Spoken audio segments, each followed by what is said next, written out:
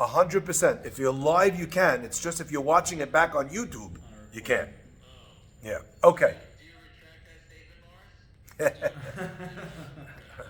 Okay, let's begin. So we are on Daf Dalid Amud Bet, and we are right at the top of the page. Okay, so if you're trying to follow in the art scroll, you'll see it on 4b3, the last line, because we're turning on to the new page of Hey Amud Aleph, which is very exciting. Okay, says the Gemara, Umitaknin et kilkuleh. Turn the page. 5a1. Umitaknin et kilkuleh hamayim shebirshut harabim. We fix the wells kilkuleh hamayim shebirshut harabim that are in the public space. Okay, so you're allowed to clean out those wells for the sake of the public. Now, says the Gemara, chatita'in, you're allowed to clear it out, okay, or mitaknin, or to fix it. Chatita'in, chafira lo. You can't dig the wells in the first place for the people. Amar Rabbi Yaakov and Rabbi Yochanan. Rabbi Yaakov said in the name of Yochanan, lo shanu ela she'en rabim tzrichin lahem. That differentiation that you made between new and old was only when en rabim tzrichin lahem. The masses don't need those wells in order to have drinking water for the Chag. Ava rabim tzrichim lahem afilu chafira mutar. If everybody needs the drinking water for the holiday, everyone's here in the Bet HaMikdash, and they need the drinking water, then the halacha is, not only are you allowed to fix it, you're also allowed to dig it from scratch. Drinking water, not irrigation water. Correct. The Gemara asks, and if the public needs them, right? If the Rabim has a need, all of a sudden you're allowed to dig a brand new well. Didn't the Brisa teach us? You're allowed to clear out borot. Bor is a ditch. Sichinu me'arot. A ma'ara is a cave. So a bor and a siach, right, are really different shaped holes in the ground, effectively. Me'arot is a cave. Shel yachid, that belong to a single person. You're allowed to dig them out on the moed. Okay? The end, huh? Is Mara also a tunnel or no? Same thing. Cave, a tunnel, something which was like underground dug out, so to speak. Okay, it doesn't necessarily have to be dug out. If you have a mountain and there's a hollowed out part of the mountain on ground level, that would also be called the me'ara. Okay. By the way, me'ara could also mean a curse. All right, fine. And tzarich lomar shel rabim, and we don't have to tell you that for the rabim, for a public, you're allowed to do the same. That's what the Braita says. And you do not dig the borot siach u'me'ara of the public. And you don't have to tell me that you can't do it for a single individual. My love, now you're talking over here about a pit that belongs to the rabbim. And what did you just tell me? You told me you could clear it out. How much more so for rabbim? An individual, how much more so for rabbim? But you can't dig it out by Rabim, how much more so for Yachid that you're not allowed to do so? If you're telling me that for Rabim you can clear but not dig in the first place, doesn't this mean Kisher Rabim Tzrichim Lahem? You're calling it something that belongs to the public. Obviously, it belongs to the public and the public need it. And still it says that you can't dig it out from scratch. So far we've done Klal and Prat, but we haven't come to Klal. No, that Klal and Prat is only in the language of the Torah. Jaime, you're learning Gemara with us? I'm really proud of you. You're a very big tzaddik. And you're going to finish all of these books. Be'ezrat Hashem. Amen. Okay? Says the Gemara, lo. No, it's not. That's not the case. B'she'en rabim tzrichin lahem. It's talking about a case where it belongs to the rabbim, but the rabbim don't need it. That's a strange occurrence. Why would the rabbim have it and not need it? They can have excess land or excess wells. Sorry? They can have excess land or excess wells. Well, again, why would they have an excess well that they have no need for? Because somebody donated 100 wells to the Tzibur, and the Tzibur only needs 50 this year. They have excess water. So again, but we're saying here that you'll be able to dig out a well or not dig out a well that belongs to the rabbim. I'd imagine if they didn't need it, then they wouldn't dig it. That, you see, if it's dug already, I understand. Now, what you're suggesting is maybe like a time where there's a future need, but not a current need. So that's an interesting thing. Says the Gemara, okay, 1 second. So according to what you just said, you just described that the case of Rabim is describing a case where they don't need it. And that's why you could clear it out, but you can't dig a fresh well for the Rabim. Says the Gemara, if that's the case, you have to apply an even-handed approach for the Resha, the beginning, and the Sefa, the end. So now let's look at the other one. So the similar case would be, for the Rabim and Yachid, would be where you didn't need it. Are you trying to tell me, Chatita Mishari, I'm allowed to clear out the well of an individual who has no need for it? Why would we ever have allowed you to do that on Chol HaMoed? Ve'atanya, don't we know, right, that you're not allowed to do so, that you're not allowed to just do work that you have no need for on the holiday.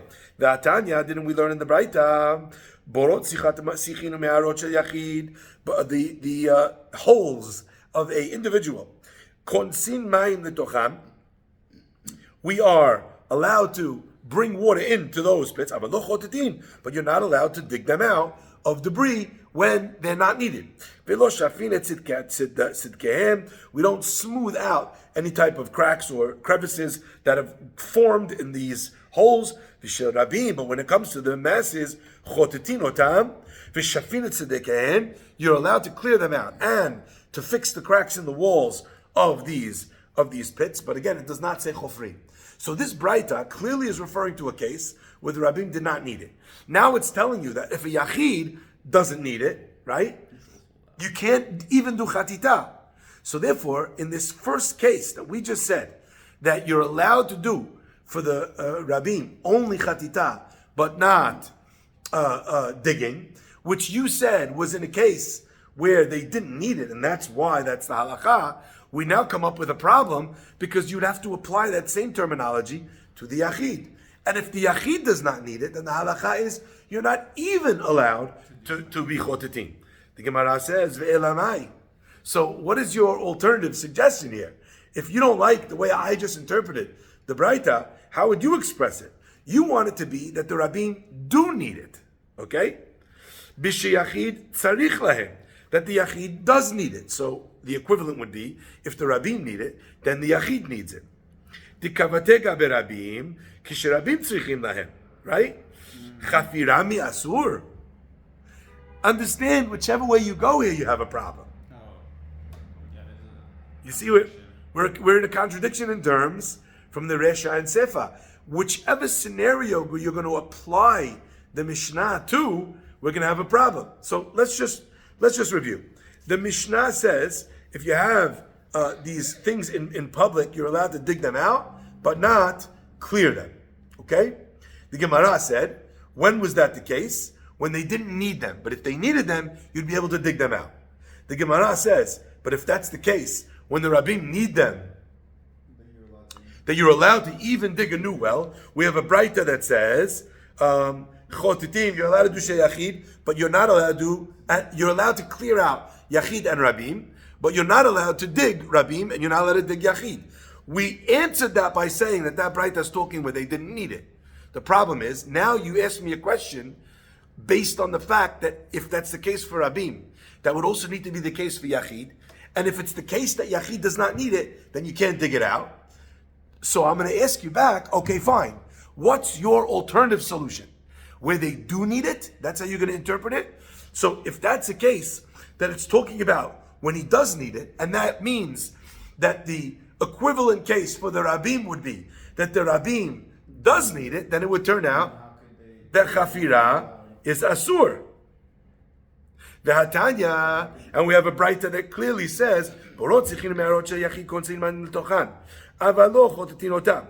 and you can't fix them and you can't dig them out of Yachid. But when it comes, Shafina tzidkehem, v'lo chotin letocham, v'lo sadin otam basid, and you not put line. V'shel Rabim, but when it comes to the pits of the Rabim, chofirin otam, we'll dig them. v'sadino tam basid. It says explicitly that not only will we fix them, not only will we clear them out, but that we'll dig them in the first place. So we have a clear expression that there is a case where you will dig pits for the Rabim from scratch. If you need it. Where would you associate that? Where they didn't need it? For sure, at the very least, where they needed it. Right. Okay? So therefore, we have a scenario where if they need it, the halacha would be that you dig them out. And therefore, your question that you asked me, but what about the yachid? It's a good question, but we have no other option. So if you did it your way, we'd also have a question. We're doing it this way, we have a question, but at least we have a proof. Okay? The Gemara says, Ela kasha hach kamaita. Okay, so we have a problem that the original Braita seems to indicate that that's not the case. Remember the Braita said, Rabim, we're not able to dig a new ditch. The Gemara says, we're going to have to fix that first Braita. Okay? Does everyone understand what we did? Yeah? We have a Braita effectively in the end of this game, all the back and forth. We have a Braita that says that Rabim cannot dig ditches that are new. Okay? We have a clear Braita that says it. We have another Braita that says that they can dig ditches that are new. The answer to that question would ostensibly be that Braita is talking about where the Rabim did not need it. So therefore, in that case, you couldn't dig a new one because it was a well that they did not need. This one that says that they can is talking about where they did need. But the Gemara had a question if that's the case. So then, if the case of the Braita is that they didn't need it, so then you'd have to apply that to the single person as well. And it says that you are allowed to clear. So we have a problem of kamaita, of the beginning of that Braita, because whichever way you go, you're stuck. Is this clear so far to everybody? Whichever way you go, you're stuck. Sorry? Yeah, whichever way you interpret the Braita, you're stuck. Yes, Stanley. Don't we have a Mishnah that says that for communal benefit you can do it anyway? The question is, what is the Mishnah teaching me when it says that you're able to do that? So as an example, it says, mitaknim. You could fix it. It doesn't say you could dig it. From scratch. Okay? So, I just want to make sure everyone's with me thus far. Is it clear, or should I say it one more time? You have two competing Baraita that are contradictory unless you find that they're two different cases, in which case they don't contradict. No, they still come. Yes, but then we have another problem. Because you gave me different cases. You said that this Braita, which says that the Rabim can only clean but not dig, you expressed that case must be in a case where the person who owns the pit doesn't need it. The Gemara immediately asks, then the beginning of the Braita, which is dealing with the single guy who owns his own pit, also must be in the same scenario where he doesn't need it, but it says that chotetim, that he could clean it out. If it's talking about a case he doesn't need it, he can't even clean it out. So the Gemara is left with a catch-22 that even if you want to say it the way you want to say it, which makes sense to me, in the second part of the Braita, i.e., when it talks about the public's needs, we're stuck with the problem of kamaita, the first part, which is effectively the single guy who's digging out, who's cleaning out a pit that he does not need on Chol HaMoed. Can you take the easy way and just say, well, then the first part of the second one was about a case where the single guy actually did need it? Very similar to what you're about to say. Says the Gemara, Tritz Hachi. Answer it like this. Chotetin borot shel yachid. You could clean out the pits of a single person, b'sheyachid tzarich lehem, when the guy needs it.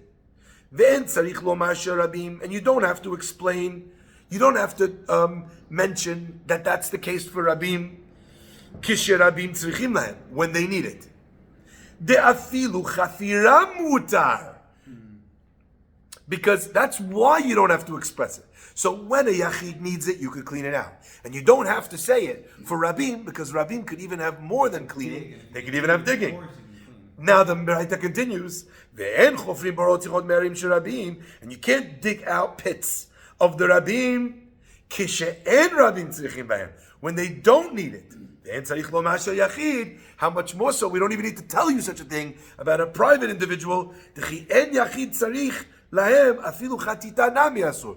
Because if a yachid doesn't need doesn't need it. Not only is chafira asur, but even chatita is asur. Now, just to be clear, what the Gemara just did was sheer brilliance. Because effectively, I want you to understand, the question came from the fact that the Gemara says, the Braita, if you're going to make, I'll give you a word, okay? Repeat after me, ukimta. Ukimta. Ukimta. Ukimta means, what the Gemara says, Is it Aramaic? yeah, we are establishing Kayam. a case from the word kayam. So ukimta means I will establish this in a case. So I'll give you an example. Let's say it says a person is allowed to break Shabbat. Is that true? No, but we're Something, establishing yes, in a case. yes, yes. No, it's not true. Ukimta. I'm going to set up this Mishnah in a case where, that's an ukimta. It's like a limitation. It's a quantification. It's this law is true in this case. So it's not true. It's just true in a case. I'm going to tell you that this Mishnah was talking about a case like this. That's called an ukimta. So the Gemara says, one second, I don't understand. An exception. Establishing an exception. Not really. It's establishing the context of the Mishnah. It's not an exception. It's this rule was said in this case. Right. So I'm not trying to make an exception. I'm trying to say this is where it was said. That would exclude, but I'm not trying to exclude. Okay? Now, let's just explain what the Gemara did. The Gemara said, you're trying to make an ukimta that the Braita is talking about where the Rabbim did not need it. But then the whole Braita would have to be in the not need cases, just for symmetry. So you said public Rabbim doesn't need, also Yachid doesn't need. The Gemara genius, what we did was we created the Ukimta in a way where we divided the Ukimta first half, second half, So the not Reisha and Rabbim Sefer- versus The Reisha and Sefer are different. the Reisha and Sefer are different, and what I've done is I've created that symmetry that you're looking for in the first two cases, and then a separate symmetry in the second two cases. That's the genius of what the Gemara just did. So when you answered, that's what I meant when I said the Gemara is going to answer something like that. Okay? So is everyone clear so far? It separates the first two, but I had no idea how it would do that. So let's just review the outcome of this conversation we just had. In a scenario where you don't need it, what would be the halakha? You don't Can't need it. clear and can't dig. Can't clear for Yachid, can clear public. for Rabim, okay? Can't dig for both. Can't dig for both. From the- What happens if you do need? And then for public, you can dig. Dig and clear. Public, you could dig and clear. Dig, of course, you could clear. Private, you could Only clear. Just clear, but not dig. Not dig. Clear? Yes. Sorry, I should not use that one. That's a pun I prepared earlier. Okay, says the Gemara. Let's continue. So we're at the bottom of 5a1. Now the Gemara is going to bring a proof to this idea. Okay? Amar Rav Ashi says, Matnitin nami daika. We could also bring a proof from this Mishnah. So daika always means,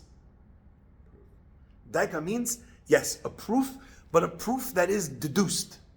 That's what a diuk is.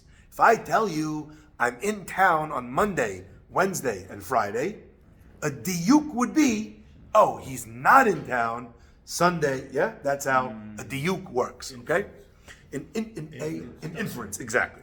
Amar Rav Ashi says, matnitin nami daika. Our Mishnah also would infer such a law. The Katani, because it says, Osin kol tzoke rabim. This is what threw you, Stanley. Osin kol tzoke rabim.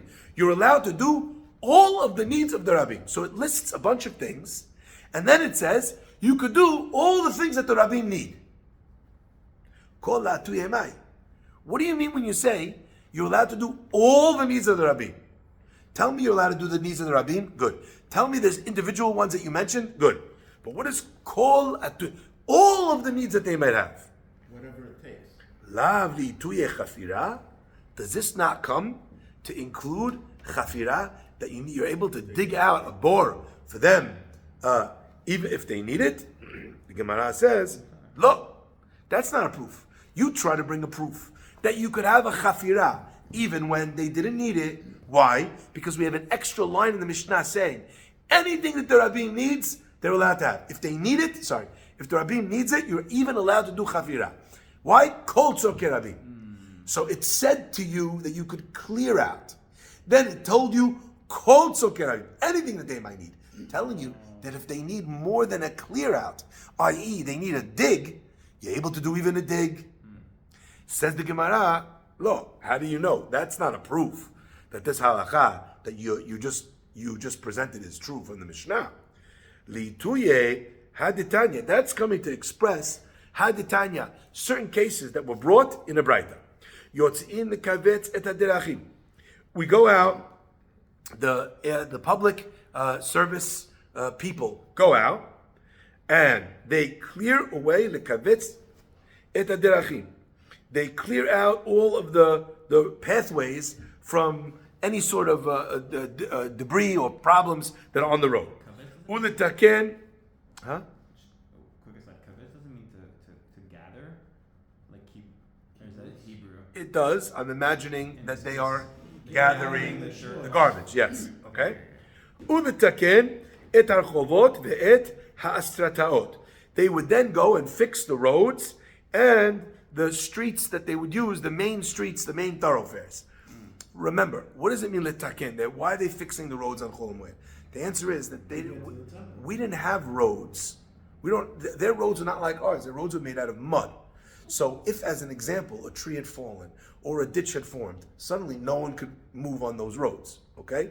So tikkun of the roads was absolutely necessary. It's not just that they're able. Pray till after Sukkot so that they can all get home. Correct, but that wouldn't be in the earth. That's more about the people not being able to get home. Here we're just saying that if there's roads, and it doesn't have to be the highway home, right? If there's roads and marketplace streets, things that the Rabbim need, that's enough for us to say that you're allowed to go fix it. I have a separate similar question. Yeah. If there's a famine, are you allowed to hoe, plant, and harvest for the public on public land? On Shemitah? On Shemitah. You're talking about public land. The government owns land, Yeah. and there's a famine. Are you allowed if to? there's a famine, you'd be allowed to do anything. You're talking about pikuach nefesh. Okay. So anytime there will be a famine, you'd be able to do anything. But remember, when you're talking about a famine, you're gathering it for everybody. That does not contravene the laws of Shemitah. Because on Shemitah, you're allowed to feed the masses. That's actually the point. That you have to take away the gates. It's just that you're not gathering it for your own private profit. For your own private profit. So if there's a shortage of food, it's not quite a famine, are you allowed to hoe and harvest your field and then put it out on the front table for everyone to come by and get? So if you're doing work in the field, okay, for the public, pashtut, that would be a problem, unless we got to a stage in the shortage where we were going to get to a famine. And therefore it's permitted by the famine and not because it's... Well, we're getting way too deep into the thorns of Shvi'it, right? Because that's not our sugya. But again, remember, if we're in a situation where we're going to get to a famine, you're allowed to subvert it from becoming a famine. The laws of pikuach nefesh are not only that you have to wait for the guy to die and then get him back, but if the guy is about to die, so right now it's pikuach nefesh, okay? From now. All right, so let's continue. Vilamod et mikvaot. Okay, so they're allowed to go and measure out the mikvaot on Yom Tov. Measure exactly how much water is there. The process of measuring is also one of the things that's asur on Shabbat, okay, and on the holiday. Proper measurement, okay? So as an example, if you're measuring with a measuring cup on Shabbat, you're really not allowed to do that. Wow. That's why they tell you to when you're to just eyeball it. Yeah, guesstimate, okay? Any mikveh that does not have 40 sa'ah, margilin letocho 40 sa'ah. We bring to that mikveh, we add extra water so that it matches what it needs, which we already said in our Mishnah as well. How do we know that if they did not go out and do these things. The shlichei betin, they did not do it. Shekol damim shenishpechu sham ma'aleh alehem hakatuv ki'ilu hev shavchum. If any blood was spilled, what does it mean? Blood was spilled. What kind of blood should be spilled? But the point is, we'll see in a minute. If anything happens that causes the loss of a life, it is on ki'ilu hem shavchum. It is if they themselves did that job. Talmud lomar, because the pasuk. You're bang on. Talmud lomar v'haya alecha damim. The blood will be upon you. So you see clearly. Let's go look at the pasuk in its entirety. V'haya alecha damim. Look at the inside column. V'lo yishafech dam naki b'kerev atzecha. And innocent blood shall not be shed in your land. That God is giving to you as an inheritance.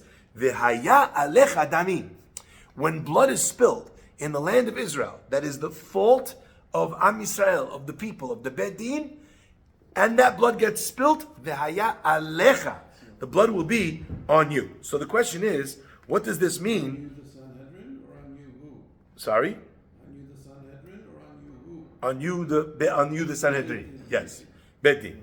It could also be on the Kehillah, depending on the scenario. Okay? Like there'll be scenarios where the community was supposed to take care of something, and they didn't. The rabbi's trying to take care of it, but the community is not giving the money to be able to fix the mikveh, whatever the case might be. Or they didn't fix the road, they didn't fix the guardrail by the cliff edge, someone drove off. Whose fault is that? It's not automatically the Sanhedrin. If the Sanhedrin will act, it's their fault. If the Shluchei Bedin will act, it's their fault. If the people will act in gathering the materials of the money, then it's their fault. So whoever's fault it is, this is considered, the blood is on your hands. Quickly just shift across to Rashi for 1 second. Rashi says, Kol damim shenishpechu sham, right in the middle of the page. You see it? Kegon, as if bekotzim shebederachim, like the thorns in the road. So there's problems in the road, people get injured or hurt or killed because of the road being in a state of disrepair. That's on you. What's interesting is, hold on 1 second. So leaving nails and jacks in the road is not the way to go. Okay, now Brush glass. come down to remember the Rashi Ktav Yad at the bottom of the page? I don't know if you have it there. Rashi says, this is the one that we say is the other authentic version of Rashi. Kol adamim shenishpechu be'otan rechovot sheba'u alehem oyivim, on those roads that came on them oyivim, enemies. V'lo yachelu livroach mehera, and they could not escape in a timely fashion because the roads were in a state of disrepair. V'nehergu, or they were killed. O sheuzak adam bahem, or a person was damaged by them. Shenafal v'nitka be'otan kotzin, or shenafal leotach otan memot, or he fell into the waters and he died. Any of these cases, ma'alin alehem, we count al bedin shelota ir v'haya alecha damim, is on you. I just want to share with you one last piece, according to what Jonah added to this case. I was a student. Hold on 1 second. Mechila. I'm just going to pop open a special bottle to celebrate the holiday of Chanukah. I'm so sorry that you guys have to witness this. This is a bottle, a special gift actually, that someone just brought me. You want us to open it while you're teaching? I was waiting for the right moment to open it, a special moment. But the idea that we're sitting here, I want everyone to pay attention for 1 second to what's going on behind me, right? I don't know if you guys can see. You see that? The candles behind me. It's Chanukah. It's in my house. We're learning Torah with the light of the Chanukiah behind us. The idea that during Chanukah, they would need to hide on pain of death to learn. And they would have the dreidels from the Greeks, not the Romans. Right? They were hiding and they were unable to do anything to be able to study Torah. And here we are, not only having celebrated their demise and our rise, but also that we could sit and study Torah together. That deserves a special, special, special l'chaim. So I know I'm so sorry that you guys. I just want you to see what it is, Mechila, over here. Shaldeig. This is incredible whiskey, Rabotai. And we're going to drink it. We're going to drink it, inshallah, soon one day. So you know the group of the Air I just Force? want to wish a l'chaim to Gabriel Hananya Haim ben Masouda and to Haim Rafael ben Farida and Chana Batsimafega, Tinok ben Gabriela, Ruth bat Magalit Chana, Shoshana bat Leah, and all those that need refuah shlema. Anyone else? Of course, the Shvuyim, and of course the Hayalim that need that l'chaim. Yitzchak ben Margalit, Adina bat Sarah. Bezat Hashem. Avram Shneur What? Zalman Ben Moshe. Avram Shneur Zalman Musha. Ben Moshe. Eyal ben Penina. L'chaim. So you know Shaldag is the Air Force group that went over and did so much stuff in Syria over the last few weeks. Wow, that's so smooth. That is. Oh my gosh, that is incredible. Okay. Hashem should bless the Shaldag Glass of water bottle. downstairs. Hashem should bless the Shaldag with tremendous success in their mission. I just want to point out something very just magnificent. I was given a piece of paper by your dad, by Mr. Maurice Silvera, about a Silvera in Israel who's in Tzahal and was given a command. I think it was Silvera, right? Was given a command that he's in the Navy, and they wound up, in the scenario where they bombed the Syrian Navy after the rebels took over. So they took out the entire Syrian Navy. Here's a Syrian kid who goes to Israel, who goes into the army, and then winds up wiping out the Syrian army. That is Syrian Navy. That is Sha'asad Nisim La'avotenu V'yamim Ahem, literally Bazeman Hazeh. Okay, let's continue. Says the Gemara. So what do we see after we just went through all of this Mishnah? So we have a whole bunch of different things that we just included. Yeah, I want to include one last piece on this idea of the tikkunim. So I was a student in yeshiva, and there was a rabbi there who was very outspoken. And he was in a community, and the community had a mikveh, and they were having problems renovating the mikveh at the time. Money problems. Mikveh was old, it was decrepit, and they were having trouble raising the money. Anyway, the rabbi, his name was Rabbi Bloch. So he calls a big gathering with all the people in the community, and everyone comes around, and he sits there and he says, Rabutai, I'm shocked, I'm dismayed, I'm upset, I'm hurt, I'm shattered. How can it be that in a community like ours, there's a woman whose husband has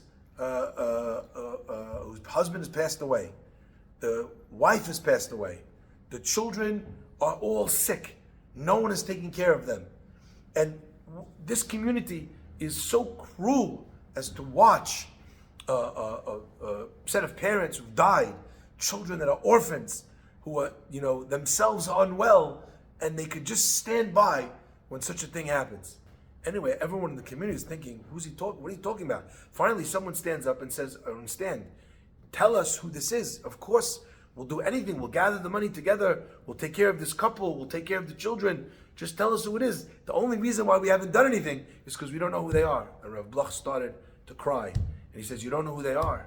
The Torah tells us that a family that engages in intimacy without the mikveh, that's Isur Nida, which is Isur Karet.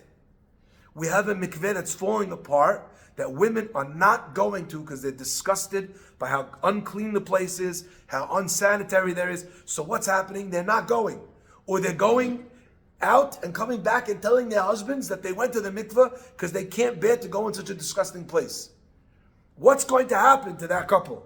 The punishment of Karet. The children, after they lose their parents, are now going to be included in the problem of Karet va'ariri. And people here are willing to let that fly, and they won't give money to fix the mikveh. They raised all the money for the mikveh that night. My friends, this idea that Jonah said right away, how are people going to die from thorns? So Rashi in the Ketav Yad gave us one answer.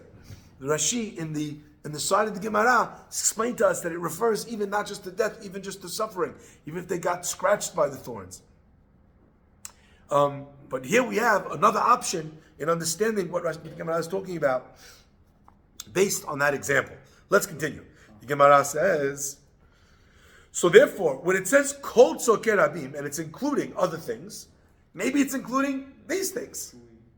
How do you know it's coming to include the next step up, the next stage up, categorically, in pit building? Maybe it's coming to include these other cases. The Gemara says, no. Moed Kattan. These, the Mishnah said explicitly. In that Mishnah. וمתקנין את הדרכים, ואת הרחובות, ואת המקוואות. In our Mishnah it says, you should fix the roads, you should fix the streets, you should fix the mikvaot. All those things that you just said are part of those, of what the Mishnah said when it said fix it. You didn't need to therefore tell me this extra thing of ve'osin kol tzokei rabim, what it comes to include. Yatuye mai, lav la'atuye chafira. Doesn't come to explain to us. Doesn't it come to explain to us? Not only what I told you of mitaknim if they don't need it, but kol tzokei rabim if rabim needs it. You could even go further, including chafira digging it in the first place. Okay, let's just do this last piece.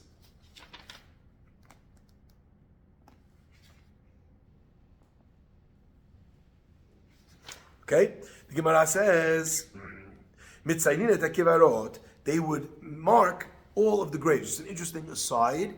A lot of the kivarot that we have in Eretz, yes, the shluchei bedin. We're going back to the Mishnah. That's what we're doing. We keep going to the next part of the Mishnah and explaining it. The shluchei bedin would go out and they would mark all the graves. If you remember, why did they have to mark all the graves? For the kohanim, but we also said for all the people that were eating b'tahara. Why? During the holiday season, every Yisrael would come up and bring a korban.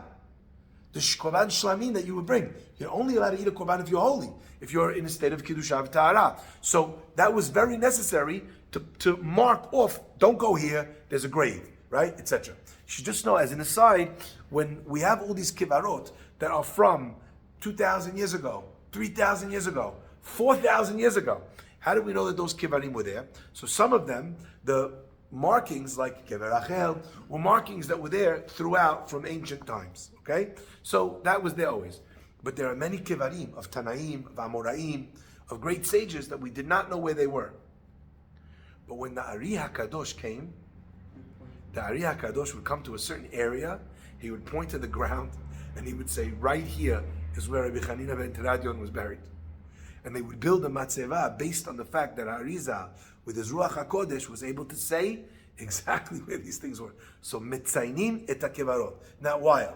Says the Gemara, mitzaynin et hakevarot, you mark the graves. Amar Rabbi Shimon ben Pazi, Rabbi Shimon ben Pazi says, Remez, l'tzion kevarot min haTorah minayin. Where do we find this idea that you make a tzion for a grave? Now, we always talk about a person's grave, we say, I'm going to the tzion.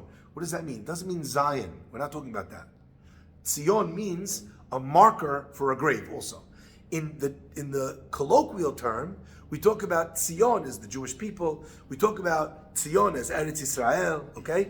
When you're talking about a grave, the Tzion, right? That's what we're talking about. We're talking about the marking, the building that sits atop the grave. Remez Tzion kverot min haTorah minayin. Where do you find it? Talmud Lomar, the pasuk says, "Ure'eh etzem adam ubnei etzlo Tzion."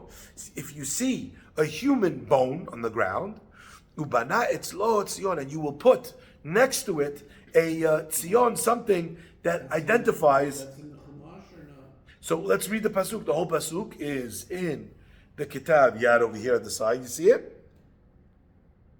Ve'avru ha'ovrim ba'aretz, and those that will pass through the land will pass through it. V'ra'a etzem adam ubana etzlo tzion ad kovro oto ha'mekabrim el geh hamon gog. What are we talking about? The milchemet Gog u'Magog. There'll be dead bodies everywhere. So the Torah tells us at that time of the Milchemet Gog u'Magog. This is Nevi'im. This is Nevi'im, absolutely. Okay, the pasuk is in Yeskel. So in the pasuk it says there won't be even time to bury all the dead. So those who pass through, they'll put a sign, someone died over here. So that the people, when they come through on the second pass, Yani, they'll be able to bury them and know that someone was there. So you see clearly that it says that when you see a dead body, there's a tzion. The Gemara says, Amar le Ravina Ravashi, Hamikamed leti Yecheskel, man amar. Hamikamed, that before, that pasuk is in, as Nathan asked, that's in Yecheskel. But where do you have it in the Torah prior to Yecheskel? Yecheskel is one of the later Nevi'im.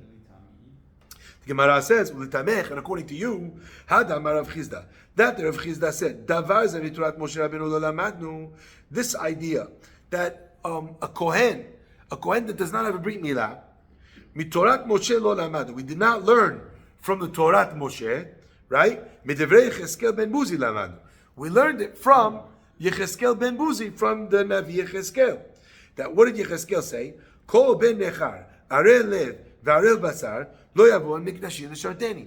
That if someone is arel, a kohen that's arel, is not allowed to come to the Bet HaMikdash. So, mikamed deleti Yecheskel man amar.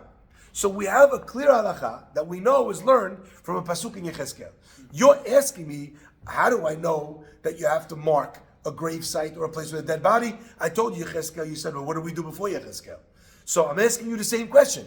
The halakha that says that a kohen that does not have a brit milah is not allowed to go to the temple, that we learned from a pasuk in Yecheskel, what did we do before Yecheskel said it?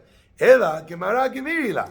No, the point is we always knew it. We learned it. Hey, rabbi, the teacher, all the way back to Mount Sinai. And Yecheskel mentioned it in a pasuk, in a verse in his book, and we're just looking at that verse as a buttressing verse to our principle. Hachanami yedu gemara gemirila. This idea of marking a grave is something that we always knew. Yecheskel came along and codified it into a pasuk.